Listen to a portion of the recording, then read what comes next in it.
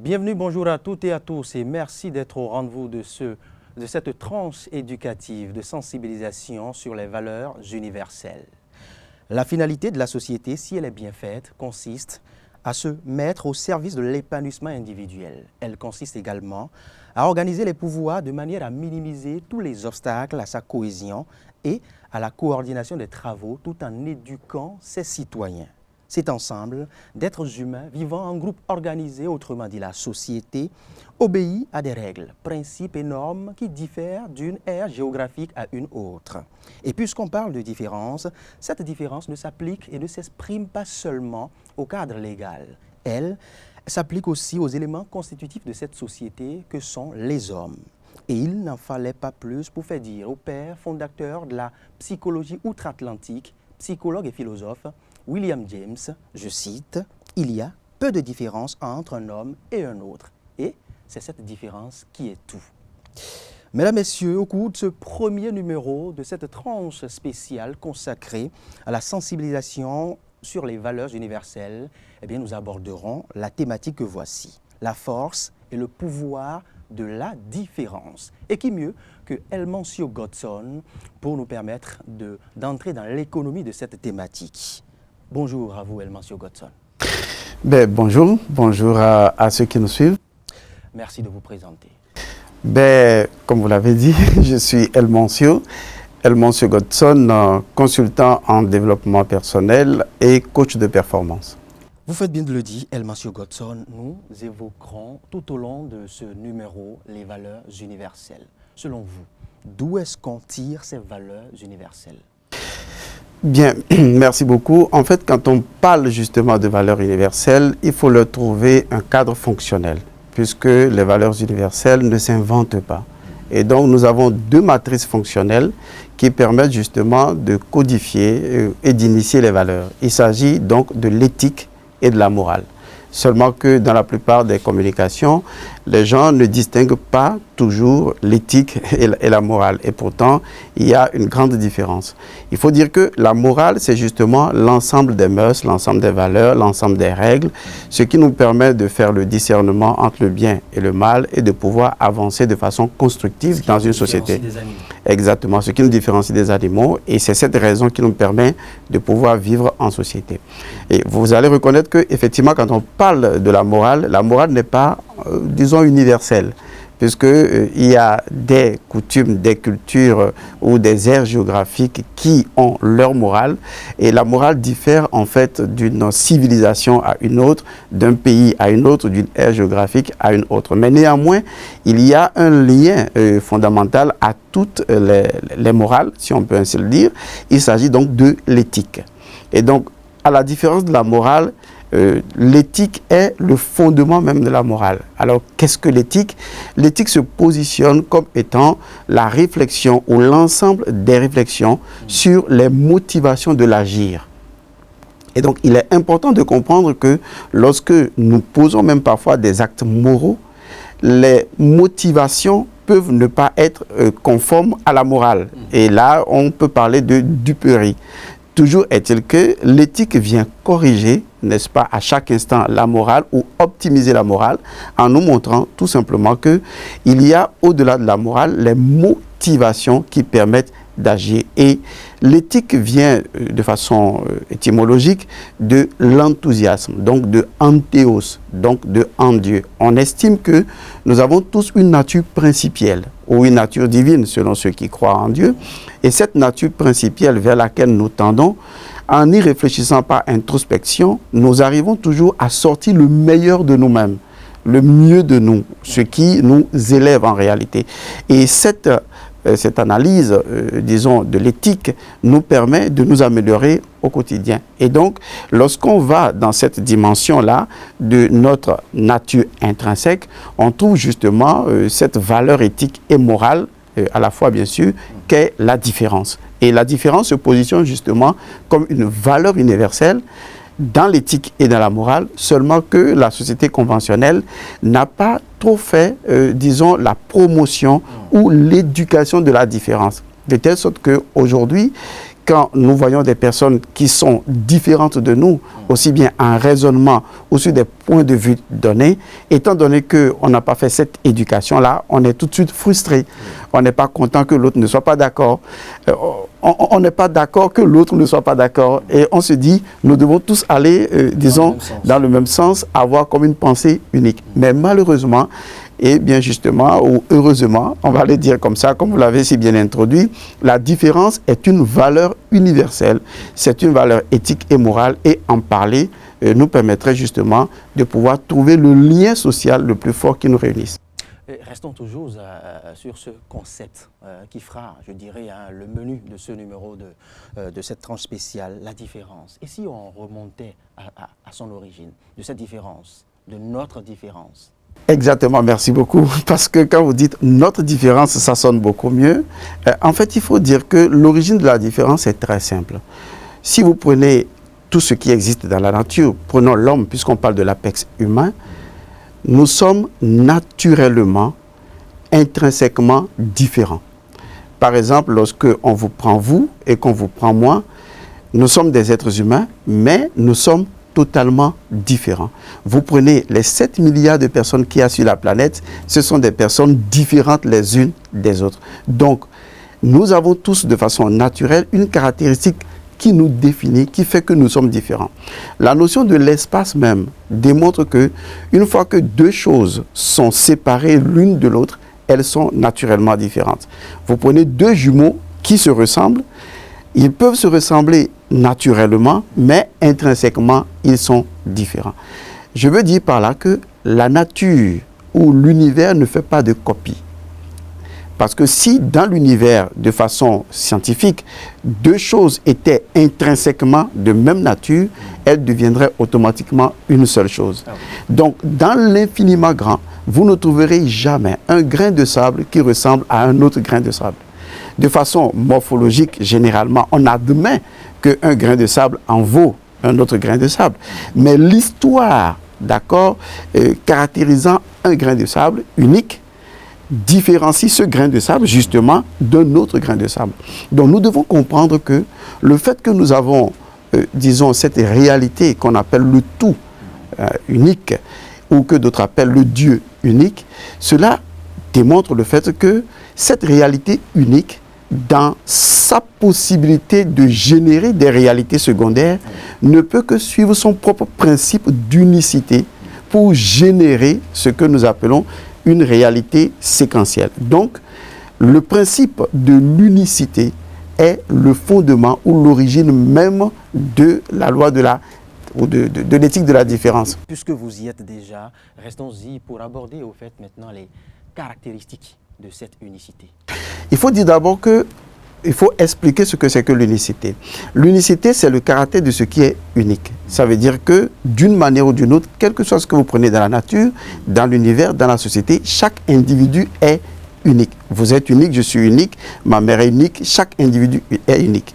Le principe de l'unicité dit tout simplement que l'unicité d'un objet satisfaisant les conditions ou des propriétés précises est le fait que tout objet satisfaisant les mêmes propriétés lui est égal. D'accord?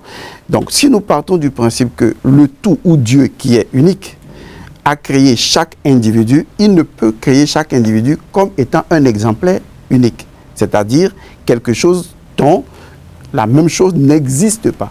Ce qui fait de vous une valeur universelle unique. Il n'y a pas de vous.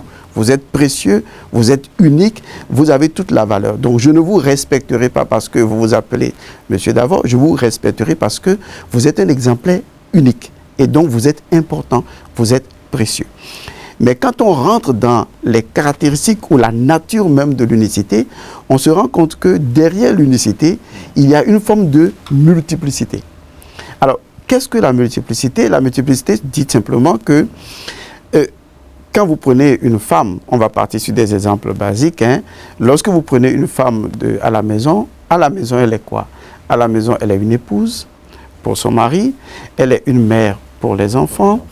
Voilà, elle est, disons, également une personne qui a une fonction. Elle est soutien, elle est tout. Exactement, mais elle a également une vie professionnelle, oui, puisqu'elle va au boulot. Elle a une vie avec des amis, avec qui elle sort, avec qui elle s'amuse. Elle est peut-être, bon, je ne sais pas, handballeuse ou elle fait une activité sportive. Lorsque vous analysez cette unicité-là, c'est-à-dire cet individu unique en soi, vous vous rendez compte que bien qu'il soit ou qu'elle soit unique, elle est en mesure d'exécuter néanmoins plusieurs rôles. Vous voyez, à la fois, exactement. Il y a le rôle de l'épouse avec son époux, il y a le rôle de la mère avec les enfants, il y a le rôle de l'employé au service, il y a le rôle de celle qui a des amis ou qui est la confidente de quelqu'un. Donc, en réalité, si vous prenez n'importe quel individu unique, il n'arrive pas à jouer un rôle unique. Au contraire, il est en mesure de jouer un rôle multiple. En ce moment, on parle de la personnalité multiple. Je vous donne un exemple pour expliquer la chose. Vous prenez une femme, toujours à la maison, qui, disons, a un problème avec son mari sur l'éducation des enfants. Et donc, la femme n'est pas d'accord de la façon dont le monsieur peut-être a puni le garçon, et le monsieur n'est peut-être pas également d'accord. Et lorsque les deux ne s'entendent pas sur cet état de choses, maintenant, dans le lit conjugal, bon, peut-être les deux se font dos à dos. Vous voyez, ce sont des choses qui peuvent briser une relation conjugale. Tout simplement parce que les deux n'ont pas compris qu'en réalité, la personnalité qui ne s'entendait pas ou les personnalités qui ne s'entendaient pas sur l'éducation de l'enfant est différente, ou si tel point, est différente ou sont différentes de la personnalité qui doit honorer ses engagements conjugaux. Vous voyez, et tant qu'on ne fait pas cette différence entre les personnalités, vous allez voir tout de suite que quelqu'un qui a des problèmes au boulot, donc une personnalité jouant un rôle à la maison, va importer ou exporter rapidement les problèmes de la maison dans le service et perturber la personnalité qui en réalité est chargée d'exécuter convenablement ces tâches. Donc d'une manière ou d'une autre, c'est assez délicat. C'est assez délicat et c'est la raison pour laquelle on fait des formations pour amener les gens à prendre conscience de la personnalité multiple.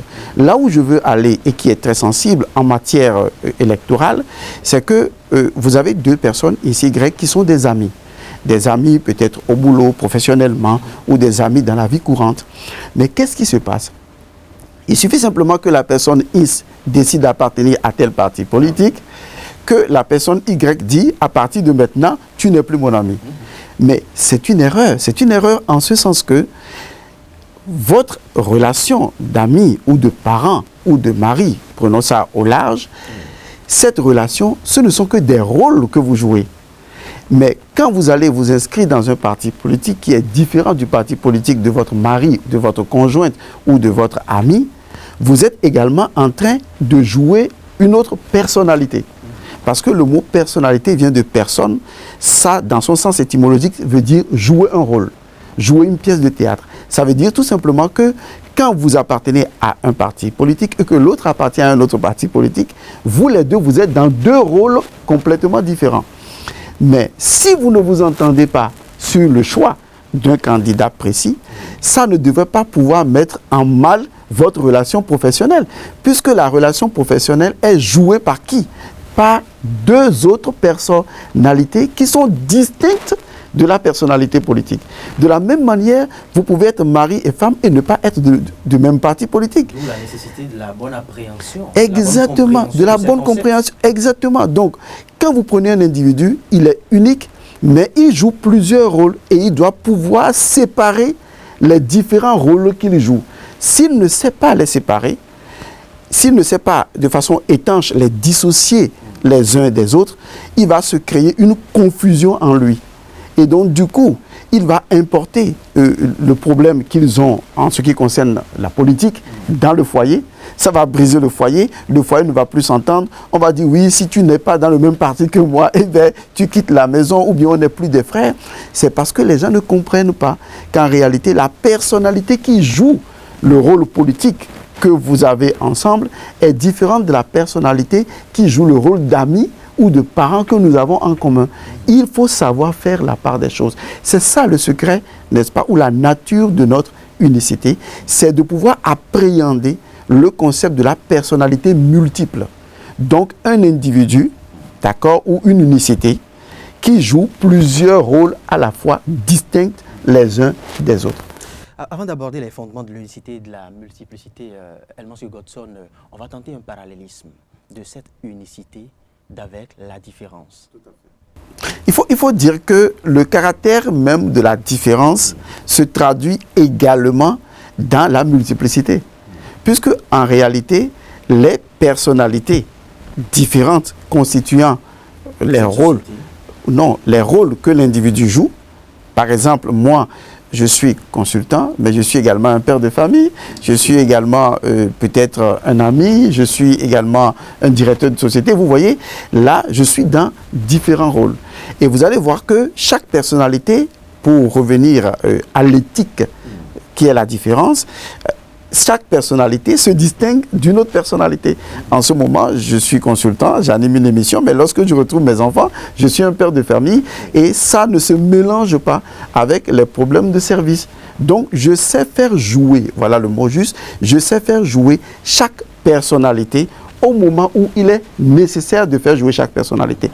Et c'est ce qui doit se dessiner dans la société, puisque la société représentant chaque individu ou chaque unicité, nous devons comprendre que chacun n'est qu'un rôle qu'il joue au sein de la société, tout comme moi-même je joue un rôle, et que son rôle ne devrait pas justement nous empêcher d'être ensemble, dans la mesure où ce n'est qu'un rôle. Sur les rôles des autres ou sur la volonté de ses pairs. Ça ne peut pas, dans la mesure où une fois que j'adhère au principe de la multiplicité, ou de la personnalité multiple, cela veut dire que je m'accepte moi-même dans ma multiplicité, dans mes différents rôles, dont je comprends également l'autre qui exécute sa multiplicité de rôles. Et bien qu'on ne s'entende pas au niveau électoral, par exemple au niveau politique, mais notre amitié demeure, parce que ça, c'est d'autres personnalités qui jouent ça. Et pourtant, on peut être mari et femme, on peut être cousin, on peut être parent. Vous voyez, et après les élections, on est toujours ensemble. Mais ce qui est grave, c'est que les gens ne font pas cette différence et ils se disent, si tu n'es pas de mon côté, donc c'est que tu es contre moi. Alors que nous faisons tous partie de la même société et d'une manière ou d'une autre, la société ne se construit qu'avec différentes personnalités. Et cette personnalité-là, nous devons pouvoir assumer leur rôle indépendamment du fait que sur certains plans, on ne s'entende pas. Elmas Godson, comment le citoyen ordinaire, qui n'est pas forcément du niveau de l'instructeur, enfin du spécialiste de questions de développement personnel, peut appréhender cette unicité dans la multiplicité en termes accessibles à tous les citoyens? Oui, c'est une très belle question. Il faut dire que quand vous prenez chaque citoyen, enfin, quand chaque citoyen se prend, puisqu'on va se mettre dans la peau du citoyen lambda, l'observation, ça veut dire que chaque citoyen, au moment où je suis en train d'expliquer la chose, chaque citoyen, en s'observant, en se regardant, va réaliser que au moment où je suis en train de parler, peut-être il suit une émission. Et donc, il lui arrive, n'est-ce pas, de participer à des séances de formation qui optimisent certainement son vécu professionnel.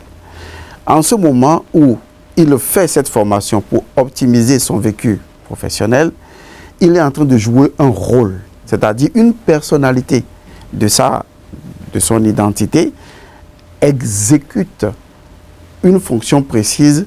Cette fonction, elle est professionnelle. Ça veut dire que quand je vais au boulot, je sais que les acquis de cette formation me permettent de mieux gérer mes employés.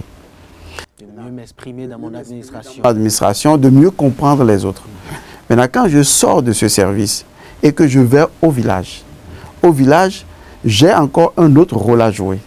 L'autre rôle, c'est que je suis un oncle, je dois m'occuper de mes parents, je dois m'occuper des gens de ma famille, je dois gérer les problèmes qui sont liés aux terres.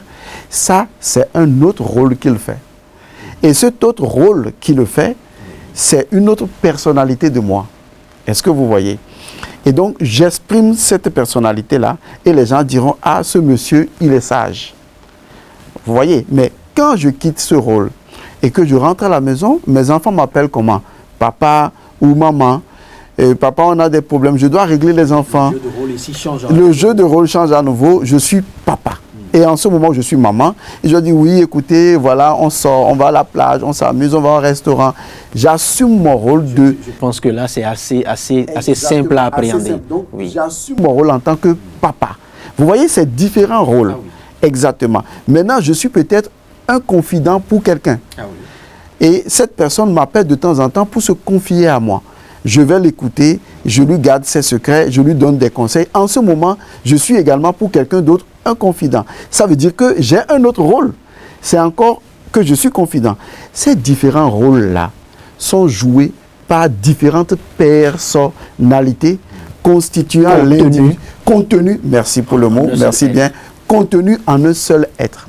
Maintenant, il ne faut pas que dans le service où je travaille, voilà que je suis confident de quelqu'un, je vais maintenant prendre ce que l'autre m'a confié dans ma personnalité en tant que confident.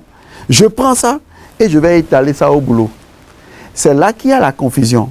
Ça veut dire que je mélange le rôle de la personnalité qui est confident de quelqu'un. Je prends ce qu'il me confie et je viens étaler ça dans une autre personnalité qui est celle de quelqu'un qui travaille au bureau. Là, je crée la confusion en moi. Ce qui veut dire que cette personne qui va me regarder demain ne pourra plus me faire confiance. Parce que cette personne dira, je t'ai considéré en tant que personnalité, je t'ai pris comme mon confident, mais pourquoi ce que je t'ai dit, tu vas dire ça au boulot? Vous voyez, ça veut dire que j'ai créé un conflit de personnalité en moi-même. Donc que les gens comprennent que dans la vie, ils ne font que jouer plusieurs rôles.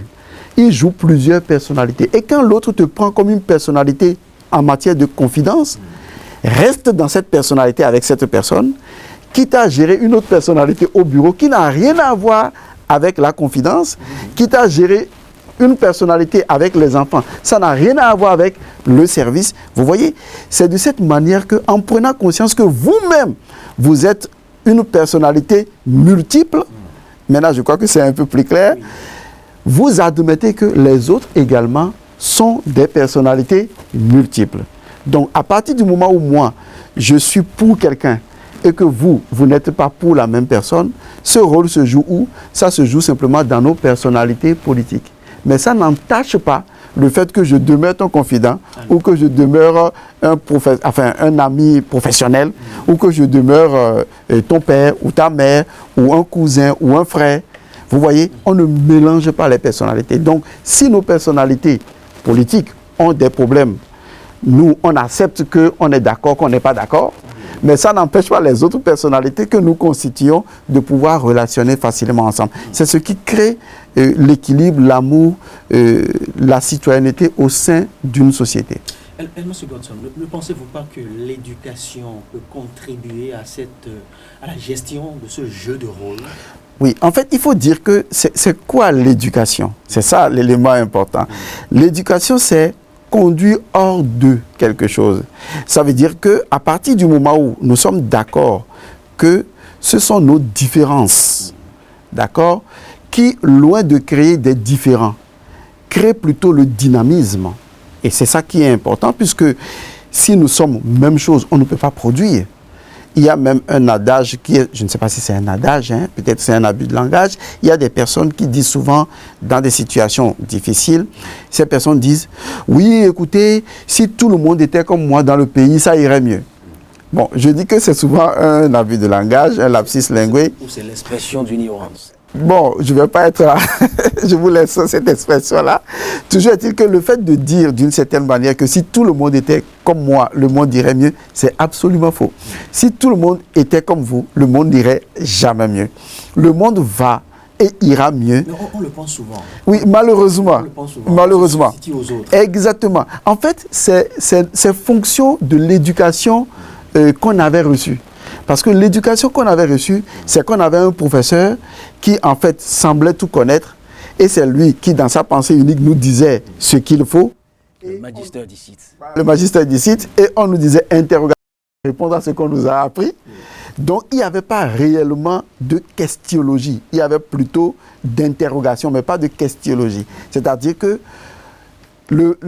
l'élève ou l'apprenant n'avait pas la capacité de remettre même le professeur ou ce que disait le professeur en cause ou en question. Mais aujourd'hui, avec l'Internet... C'était l'époque de la pédagogie classique. Exactement. Avec l'Internet aujourd'hui et la communication ouverte sur toutes les formes d'enseignement, on se rend compte que même des élèves peuvent dépasser leurs professeurs. Donc justement, là, les donnes ont complètement changé. Donc, comme on a hérité de ce passé classique-là en matière de formation, tout le monde veut que chacun ait son point de vue à lui et que si chacun avait son point de vue à lui, eh bien, le monde irait mieux. Ce qui, en réalité, ne peut pas être le cas. Nous sommes nés différents, nous sommes uniques et ça, c'est une valeur que ça devait être. Et comme c'est une valeur, la différence, au lieu de créer des différents, qu'est-ce que cette valeur va faire? Eh bien, cette valeur va créer le dynamisme. Et donc, c'est l'éducation qui se chargera, n'est-ce pas, de créer ce que j'appellerai tantôt une forme d'industrie de la différence. Il faut commencer à faire la promotion, à faire le développement et à faire l'interchange de la différence. Au lieu de faire l'éducation de « vous devez converger tous vers un seul point de vue », il faut faire l'éducation de chacun étant unique, possède un talent précis. C'est comme on a une seule vision, mais on a 7 milliards de personnes. Vous voyez, comme au Togo par exemple, on a près de 7 millions de personnes et toutes les personnes convergent, mais on a plusieurs voies. La façon de gérer cette cohésion des différences, c'est ce qui va créer justement la stabilité et non forcer une personne à devenir moi. Autrement dit, appréhender la différence comme un gain. Appréhender la différence comme une éthique et une morale, comme une valeur suprême qui permet justement de travailler avec les différences et non supprimer la différence et vouloir que les autres soient sur mon point de vue. Donc la capacité d'orchestrer ce que j'appelle l'éducation de la différence, permettant donc à tout le monde de partir de nos différences, de reconnaître que nous sommes différents et qu'on ne peut jamais être le contraire de la différence, c'est accepter cet état de choses qui va nous permettre d'accepter que les individus arrivent avec des points de vue complètement divergents, dissemblables de notre point de vue. Donc, créer cette éducation de la différence, c'est ce qui permettra justement de faire reconnaître à chaque citoyen la nécessité de l'autre comme étant une valeur unique. Donc, l'éducation consiste à reconnaître tout simplement l'unicité de chacun, à reconnaître que chacun est unique et à collaborer avec le caractère unique de chaque individu. Ça arrive dans le foyer, hein. Dans le foyer, tout de suite, le mari veut que la femme lui ressemble, la femme veut que le mari lui ressemble. Et le pire de tout ça, c'est que les parents veulent que les enfants soient exactement comme eux. Et il y a des parents, lorsque les enfants font des choix qui sont complètement différents de leurs choix, ils disent non, jamais, tu feras ce que moi j'ai dit. Donc en réalité, on ne tient plus compte du fait que l'enfant, il est différent, qu'il faut l'éduquer selon lui, et non selon le fait qu'on a éduqué l'autre enfant qui répond d'une certaine manière, on veut plagier la même éducation chez l'autre enfant. Je pense qu'il faut vraiment aborder chacun comme étant unique et le comprendre dans son unicité et le faire développer dans son unicité. C'est ça l'éducation. Et c'est ce qu'une nation est censée faire.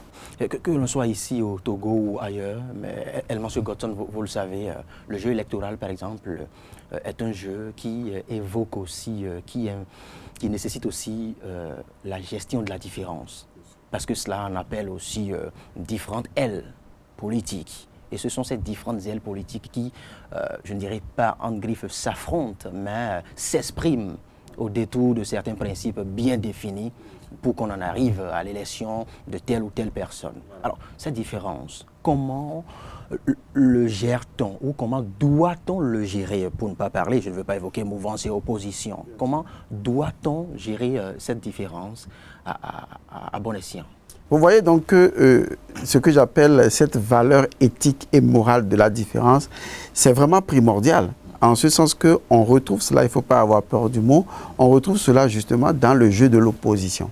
D'accord? C'est ce qu'on appelle la loi de l'opposition naturelle et biologique. Qu'est-ce que l'opposition veut dire? Ça veut dire simplement op position. Le mot op veut dire en face. Et le mot position veut dire qui se tient en un lieu donné. Donc cela veut dire, l'opposition veut dire tout simplement celui qui se tient en face de moi. C'est tout simplement ce que ça veut dire. Malheureusement au fur et à mesure de certains jeux démocratiques dans certains pays, les gens ont transformé le mot opposition en ennemi. Alors qu'en réalité, lorsque je vais dans ma douche et que je voudrais regarder mon visage, j'ai besoin de l'opposition. Pourquoi? Parce que si l'image qui est en face de moi ne s'oppose pas à moi, c'est-à-dire ne se retrouve pas de l'autre côté, je ne verrai pas qu'il y a des choses à arranger sur mon visage. Lorsque je n'ai pas de miroir et que le voisin est là et je sors et qu'il y a une tache quelque part, le voisin devient un peu l'opposé de moi qui me permet de rectifier mon image. En fait, le jeu de l'opposition, c'est un jeu qui consiste à ce que l'autre qui est en face de moi voit certaines choses que je ne vois pas et améliore justement ou fait des propositions pour que j'améliore ce que je suis en train de faire. C'est tout simplement ça le jeu de l'opposition. Et cette opposition, elle est naturelle et elle est biologique. Regardez par exemple, l'activité du cœur ou l'activité cardiaque s'oppose irrémédiablement à l'activité pulmonaire. L'activité pulmonaire s'oppose radicalement à l'activité intestinale. L'activité intestinale s'oppose directement à l'activité rénale. Ces fonctions du corps jouent différents rôles qui s'opposent, mais dans leur opposition nécessitent une forme de collaboration qui conduit naturellement au concept de l'organisme. Donc, quand on parle même d'un organisme, à l'intérieur de l'organisme, il y a le jeu de l'opposition où les différents organes s'appuient l'un sur l'autre, s'opposent, où l'action que l'un joue, l'autre ne peut pas le jouer, et l'autre joue une autre action qui est opposée à l'action de l'autre, permettant ainsi une bonne friction. Vous prenez aujourd'hui un homme et une femme, on sait très bien que les deux sont opposés. Et c'est dans cet opposé que faire l'amour est intéressant. Dans la mesure où je suis en opposé avec un autre sexe, qui a une autre fonction opposée à la mienne, et nous avons une douce friction. En réalité, l'opposition devait créer une douce friction entre les parties, c'est ce que ça veut dire, afin de produire. Parce que pour aller à la production, il faut forcément l'opposition. Il faut le jeu de l'opposition. Aussi, on ne parle pas de mouvance ou opposition. Je parle de l'opposition dans son concept naturel. Nous avons deux yeux qui ne se ressemblent pas, mais qui s'opposent. Nous avons deux cerveaux. Et aujourd'hui, c'est scientifiquement prouvé, les deux cerveaux ne font pas les mêmes choses. Les deux cerveaux s'opposent. L'activité du cerveau droit diffère de l'activité du cerveau gauche. Mais nous avons besoin des deux pour avoir une vue globale de la situation, une meilleure vue de la situation. Nous avons deux bras pour pouvoir être supportés. Même en mina, on dit souvent « alodé, clonalodé ». Et l'Éternel a su bien organiser les choses pour s'appuyer sur l'exemple du cerveau que vous avez donné. Tout à fait. Tout est né comme ça. Même au niveau cosmique, si on doit parler religion, Dieu même a aimé l'opposition, puisqu'il a voulu qu'il y ait quelqu'un qu'on appelle entre griffes Satan, bon, si ça existe, pour que le jeu de l'amour puisse coexister. Parce qu'on ne peut jamais parler de l'amour sans opposition. L'amour ne naît que dans l'opposition. Encore au niveau tellurique, au niveau de notre Terre, il y a deux courants d'énergie. Il fallait préciser là que vous appréhendez l'opposition dans un sens beaucoup plus positif. Exactement. L'opposition est toujours positive. Vous prenez par exemple le noyau de notre Terre. Le noyau de notre Terre génère deux courants d'énergie opposés, complètement opposés. Il y a l'électricité et le magnétisme. Et pourtant, l'électricité ne peut pas se passer du magnétisme et le magnétisme ne peut pas se passer de l'électricité. Et c'est les deux qui produisent la vie. Donc la vie et l'amour ne sont produits que par le jeu de l'opposition. L'opposition, sa finalité, c'est la production, c'est la productivité, c'est la constructivité. Et c'est ça qui est important. Vous adhérez là à la position de Jean Cocteau qui dit que l'harmonie naît des contraires. Exactement. L'harmonie ne naît justement que du jeu des contraires. Et le jeu des contraires s'appuie sur quoi? Sur l'éthique de la différence. Et la différence, c'est quoi? C'est la reconnaissance du caractère unique de chaque chose. Et le fait que je reconnaisse le caractère unique de chaque chose veut dire que j'adhère à l'opposition tout simplement. J'adhère au jeu de l'opposition de manière générale. Monsieur Godson, revenons maintenant, changeons un tout petit peu de volet et abordons maintenant la loi de la production. Qu'est-ce que c'est que ce principe? Qu'est-ce que c'est que cette loi? Alors, il faut dire que toute société qui se construit ne peut survivre de façon pérenne que lorsque cette société-là est rentable à elle-même. Est-ce que vous voyez? Si cette société, au point de vue politique, économique, social, à tous les niveaux, n'est pas rentable à elle-même, cette société ne peut pas survivre. Donc, la rentabilité que la société va générer provient en réalité de sa productivité. Et c'est seulement une société qui produit qui peut perdurer dans le temps et dans l'espace. Mais comment une société peut produire? Dans le cas contraire, elle meurt d'elle-même. Elle meurt d'elle-même. Comment une société peut produire? Une société produit parce que est rentable parce que lorsque moi j'ai le piment, parce que je fais de la culture de piment, et que vous faites de la culture de l'igname, et que l'autre fait la culture du maïs, et que d'autres font le sorgho et tout le reste, nous produisons unitairement des choses, mais étant donné que je ne peux pas manger le piment tout seul, et que j'ai besoin de manger le piment peut-être avec l'igname, eh bien, qu'est-ce que je fais? Je vais mettre ensemble, vous voyez, cette différence-là, à savoir le piment, le sorgho et tout, les mettre dans un jeu de commune mesure et les faire interagir et produire quelque chose qui soit plus grande que le fait que les choses sont produites unitairement. Donc, la production est la loi par laquelle les unités viennent se mettre ensemble pour générer le principe selon lequel le tout est toujours plus grand que la somme des parties. Donc, la loi de la production permet à ce que le fait d'être ensemble, le fait de nous mettre tous ensemble, va générer beaucoup plus de profit dans la durée. Et ce mise ensemble-là provient du fait que nous reconnaissons la différence de chaque individu, dont son caractère unique intrinsèque, et nous faisons participer cette unicité-là, dans sa dimension et dans sa diversité, à ce mise ensemble-là ou à ce tout que j'appelle la production. C'est ce qu'on appelle la loi de la production, c'est-à-dire un ensemble de chaînes, vous voyez, qui se tiennent la main et qui rend tout le processus rentable.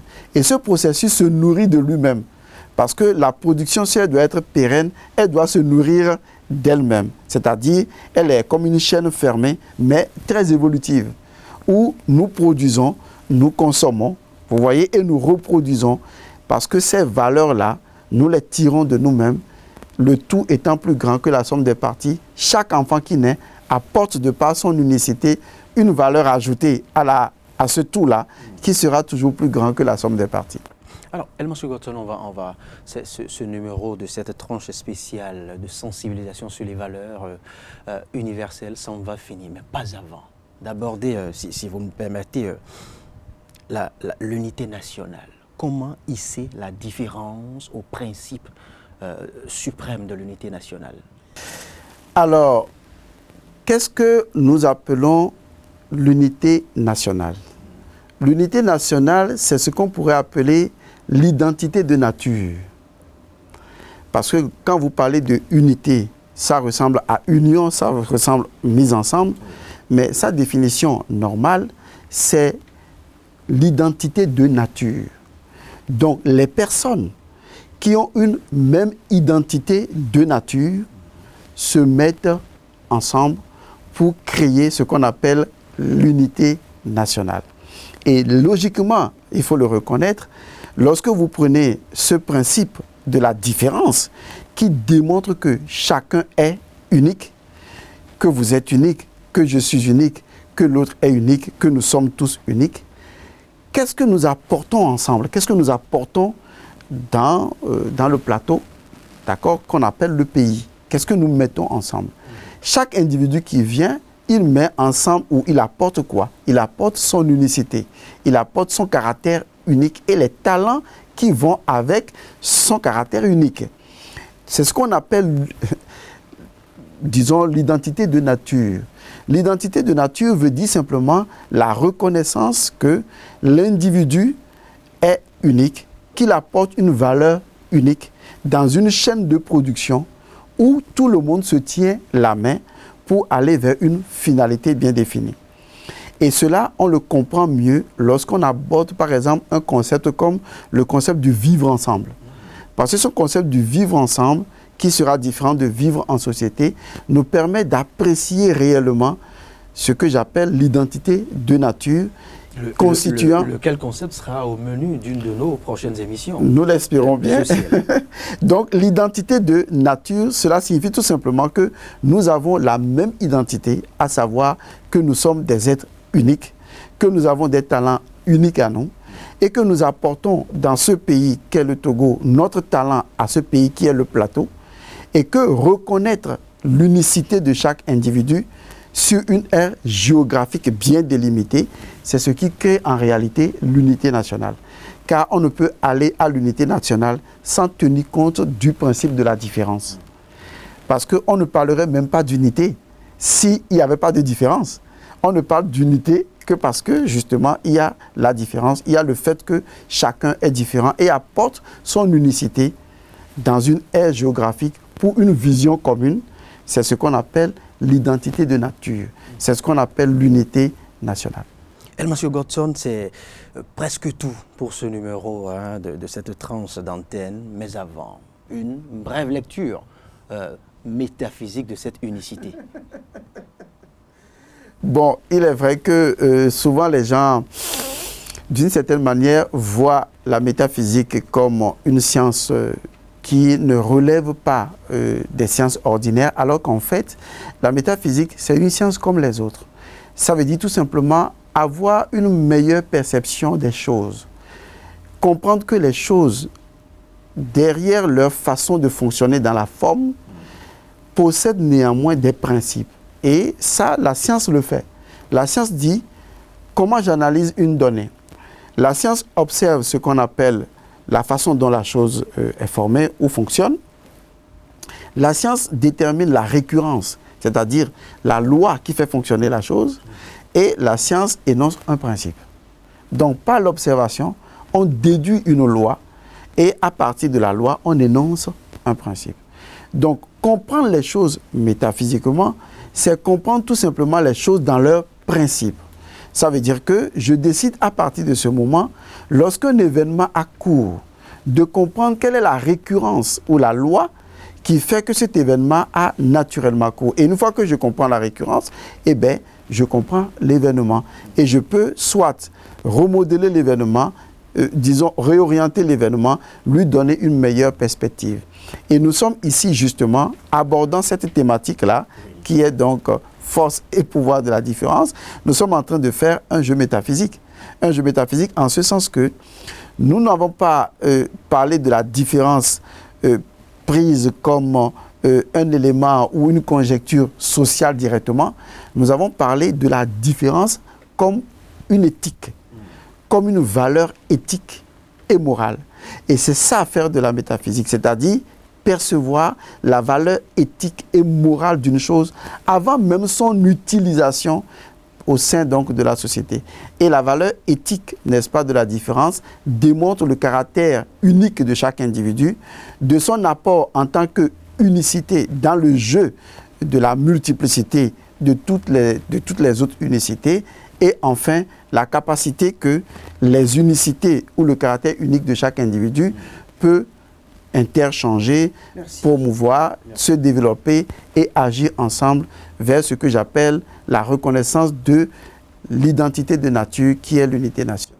Merci à vous, Elmancio Godson. C'est donc tout pour ce premier numéro de votre tribune spéciale de sensibilisation, d'apprentissage, d'éducation sur les valeurs universelles.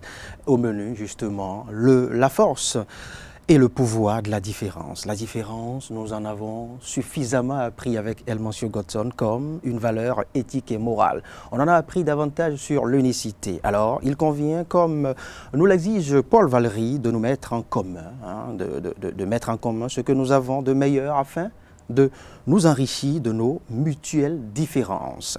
Et vous le savez, être différent, ce n'est ni bonne ou une mauvaise chose. Cela signifie simplement que nous sommes suffisamment mûrs ou courageux pour être nous-mêmes, a dit Albert Camus. Mesdames, Messieurs, merci de l'avoir suivi. On se retrouve très bientôt pour une nouvelle thématique.